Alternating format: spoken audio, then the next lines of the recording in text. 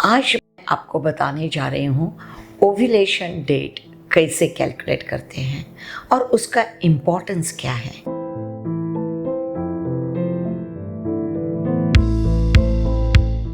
नमस्ते, मैं डॉक्टर सुनीता तांदुलवाडकर पुणे से हूँ। Solo stem cells solo clinic, centre of excellence for infertility and endoscopy, Ruby hall IVF endoscopy obstetric department and DY Patil medical college Pimpri Chinchwad, यहाँ के IVF endoscopy centre, इन सब के यहाँ मैं मेडिकल डायरेक्टर एंड चीफ हूँ। भाइयों और बहनों, एक समझ लेना, ये मर्द रहते हैं, वो हर टाइम जब सीमेन इजैकुलेट करते हैं तो मिलियंस ऑफ स्पर्म्स उसमें से आते हैं।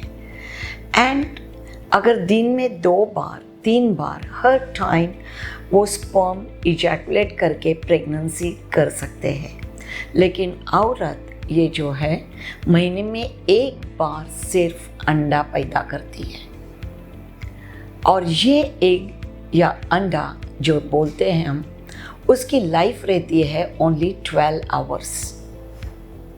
सो अगर ये 12 घंटे पूरे महीने में इतने इम्पॉर्टेंट रहते हैं, उसी टाइम अगर उनका रिलेशन हुआ तो ही प्रेगनेंसी बन सकती है। तो ये ओव्यूलेशन जो बोलते हैं, जब अंडा अपने बीजांड कोश से बाहर आता है, ये कैसे कैलकुलेट करें। आई नो आजकल बहुत सारे किट्स आ रहे हैं, उसकी वजह से भी आप चेक कर सकते हो, बट ये उसके लिए आपको डेली चेकिंग करना है। उससे स्ट्रेस होता है एंड स्ट्रेस आपके ओव्यूलेशन को, अंडा बाहर पड़ने के प्रक्रिया को अफेक्ट कर सकता है। तो simple way to calculate is, आपका अगर मेंसेस बहुत रेगुलर है तो ही आप अपनी ओव्यूलेशन डेट प्रिसाइजली कैलकुलेट कर सकते हो। यह ओव्यूलेशन डेट अपने नेक्स्ट मेंसेस के 14 दिन पहले रहती है, समझा। सो जिनको तारीख एक तारीख को अगर मेंसेस आते हैं, हर महीने 1 तारीख को, यानी उसका 31st डे का साइकिल है, तो उसके 14 दिन पहले यानी डे 16-17 को उसको ओव्यूलेशन होता है। अगर माहवारी बराबर 28 डेज की है तो 14th डे को ओव्यूलेशन होगा। जिनकी माहवारी 35 डेज की है, उनको 21st डे को ओव्यूलेशन होता है। यानी ओव्यूलेशन ये अगले माहवारी के एक्सपेक्टेड डेट्स के 14 दिन पहले रहता है।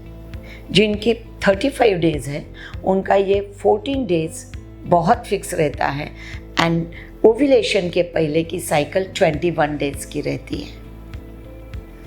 जिनकी 28 डेज की साइकिल है, उनका ये भी 14 डेज, बीच में ovulation and first half 14 days होता है। ये 14 डेज में अंडे बनना चालू होता है। 14 डे को वो रिलीज होता है।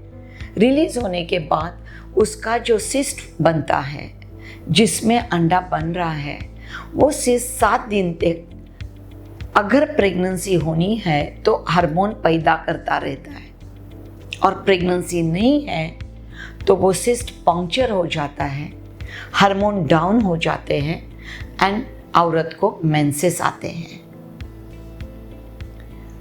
अगर आप कॉन्ट्रासेप्टिव बोल के ये मेथड एक्सेप्ट करना चाहते हो तो ये थोड़ी रिस्की है।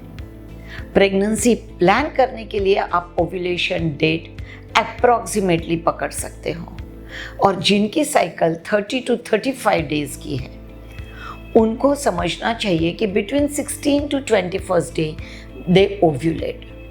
तो उनको संबंध 16 to 21st डे में, ये 5-6 दिन में एटलीस्ट 2-3 बार अल्टरनेट डे संबंध रखना चाहिए। स्पर्म की जो लाइफ रहती है, शुक्र जंतु की, उनकी लाइफ 72 आवर्स रहती है, तो चिंता करने की बात नहीं रहती है। आई होप जो प्रेगनेंसी प्लान कर रहे हैं उनको इससे होप होगी। बट अगर आप प्रेगनेंसी प्लान कर रहे हो तो अपने गायनेकोलॉजिस्ट या ऑब्स्टेट्रिशियन को जाके ज़रूर मिले। प्रेगनेंसी प्लान करने के लिए क्या करना चाहिए, इसका मैंने एक वीडियो ऑलरेडी यूट्यूब पे डाला है। दो आपने देखा नहीं होगा तो प्लीज़ वो वीडियो आप ज़रूर देखें। अगर आपको ये पसंद आया हो तो मेरे YouTube चैनल को आप सब्सक्राइब कर सकते हो, लाइक कर सकते हो, पसंद कर सकते हो। मेरे Instagram चैनल को भी आप सब्सक्राइब कर सकते हो। Thank you.